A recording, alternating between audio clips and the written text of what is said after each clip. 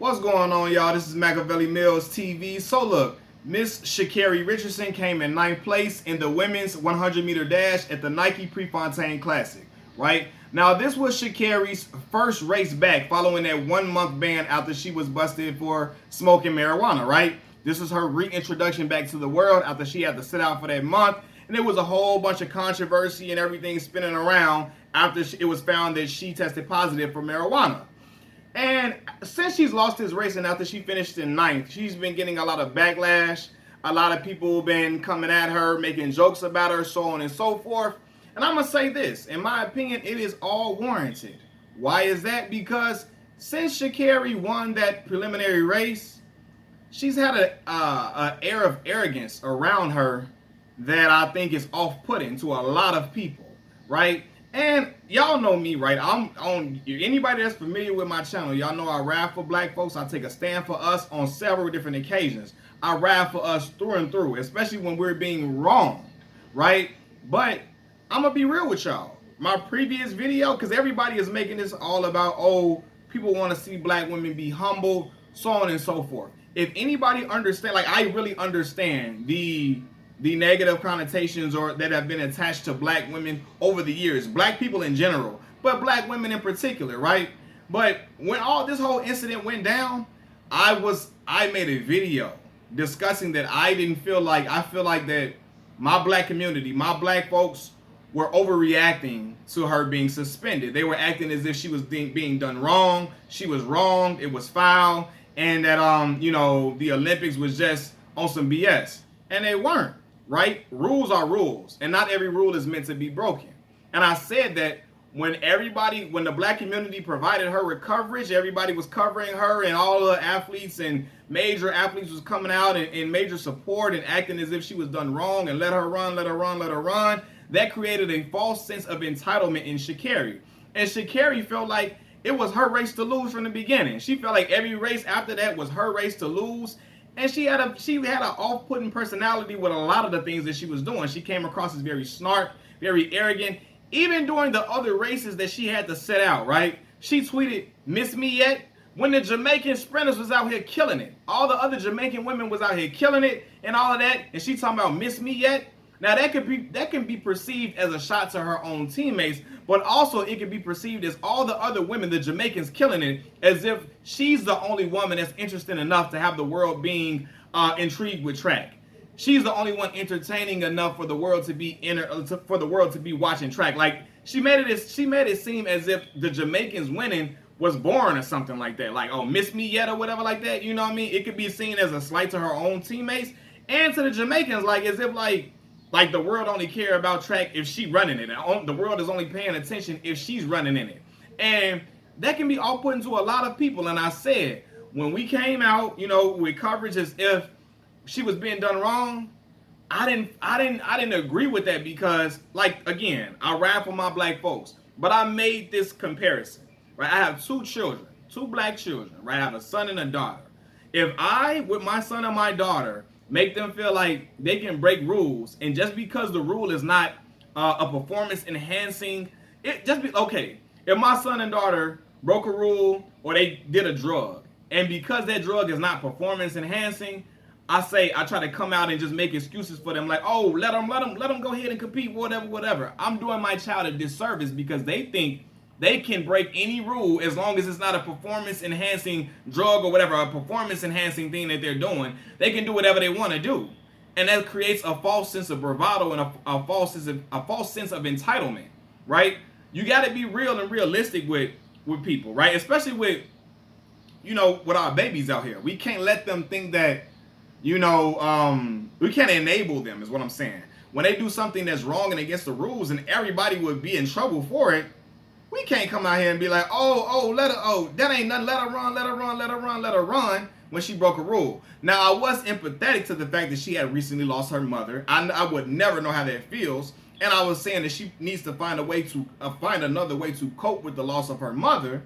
But I was like, I can't come out guns a-blazing and on the front lines when she broke a rule. And she acknowledged that she broke the rule herself, right? But after that, I feel like a monster was created or something because she felt like this, this false sense of bravado. She was In the interview after she lost the race, she out here cussing up a storm on NBC. Like, come on now. Like, not cussing up a storm, but she was cussing in the interview. That's not a good look, especially when you got them Nike commercials and all of that. And I think maybe getting that Nike commercial after winning one preliminary race and the black community just providing her with all this coverage and all of that, she felt like every race was hers to win, and it is what it is, right? Even in the Nike commercial, she like, I'm that girl. And listen, there's nothing wrong with self-confidence, right? But there's a fine line between self-confidence and arrogance.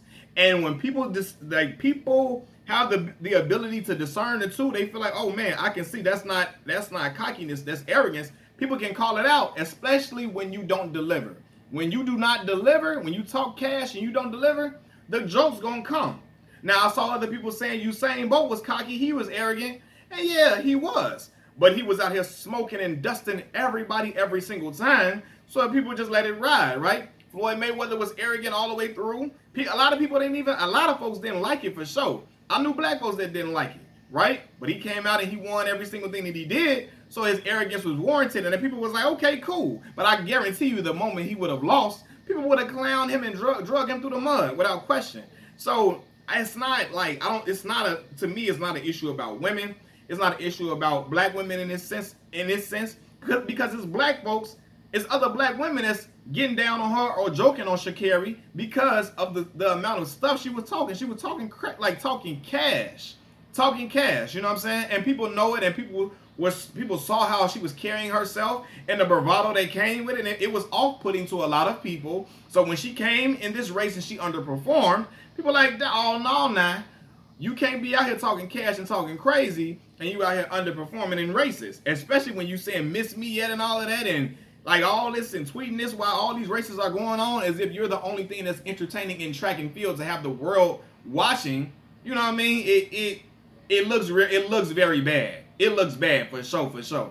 I'm not here to slander the young lady, but I feel like, you know, she could have carried herself a little bit differently after the failed drug test. I'm not saying she got to be meek and mild, but it's a certain way to have confidence without coming off as super arrogant or coming off like, you know, like shit, man. She had an aura about herself that was really coming out like, I'm the stuff, and I'm smoking everybody. I'm the best thing in here, best thing since sliced bread, and every race is my race to lose. I'm like, that's how it came across. Now, in competition, everybody is supposed to feel like they're the best. Everybody is supposed to feel like they are the elite of the elite. But when you have a certain type of aura about you, that's like it can be off-putting to people, especially after winning one preliminary race or whatever.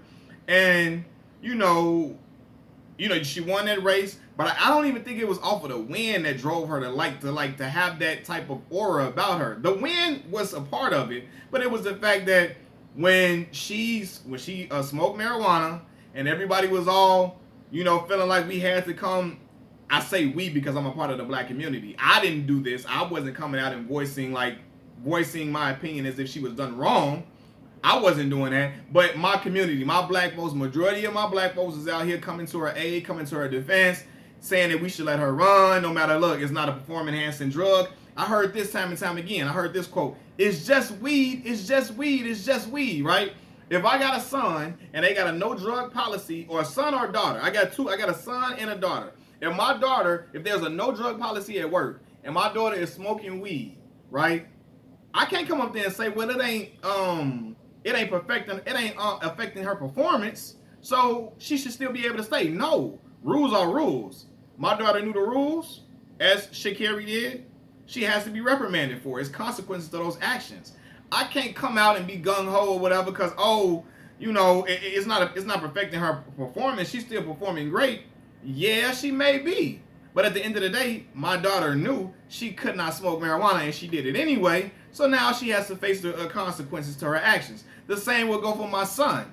And if I came out and I tried to create coverage for them and act as if and I came out on the front line saying, hey, let my daughter run, let my daughter work, let my daughter, don't suspend my daughter from work, don't suspend my son from work, at least the drug didn't affect their performance, I would be doing my child a disservice, because then they will think that they are enabled to do whatever they want to do as long as their performance isn't affected. Hey, I can drive, I can go to work high and drunk as long as I want to. As long as I'm out here performing and doing my numbers, it shouldn't be a problem. And that's never okay, right?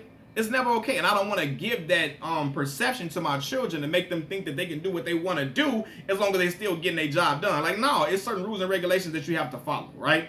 So, and that's what it is. I'm not talking about in your personal life, you can't smoke or you can't drink. I'm not saying that. But when you're on someone else's job, and you know, and there are rules and regulations that you have to follow, like certain things you have to follow, I can't try to elevate them above those rules and regulations, because nobody is above reproach and nobody is bigger than the rules. You know what I'm saying? Nobody is bigger than the rules. Everybody was all in that field of competition. And if anybody else would have gotten caught smoking marijuana, the same penalty would have came upon them.